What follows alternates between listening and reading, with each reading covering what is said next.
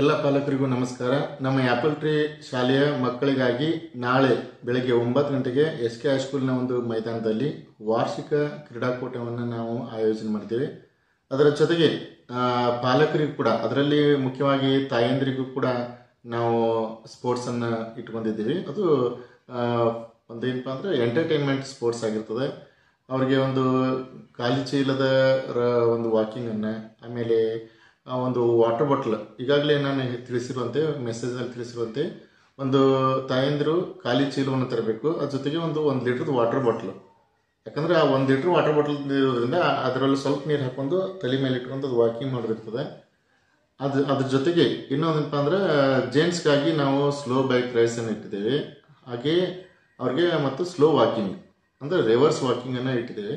ಇದೇನಪ್ಪ ಅಂದ್ರೆ ಮಕ್ಕಳಿಗಾಗಿ ನಾವು ಎಂಟರ್ಟೈನ್ಮೆಂಟ್ ಮಾಡಿಕೊಡೋದಕ್ಕಾಗಿ ನಾವು ಆಯೋಜನೆ ಮಾಡ್ತಿದ್ದೀವಿ.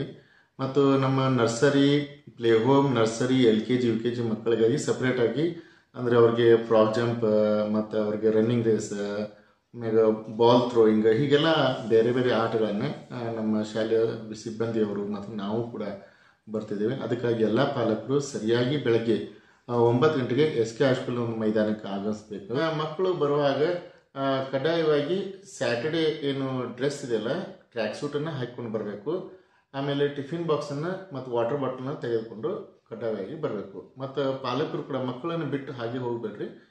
ನೀವು ಕೂಡ ಕುಂತು ಅವರ ಒಂದು ಏನಪ್ಪ ಅಂದ್ರೆ ಆಟವನ್ನು, ಅವರ ಸ್ಪೋರ್ಟ್ಸನ್ನು ನೀವು ಪ್ರೋತ್ಸಾಹ ಮಾಡಬೇಕೆಂದು ತಮ್ಮಲ್ಲಿ ನಾನು ವಿನಂತಿಸಿಕೊಳ್ತಿದ್ದೇವೆ. ಎಲ್ಲರಿಗೂ ನಮಸ್ಕಾರ.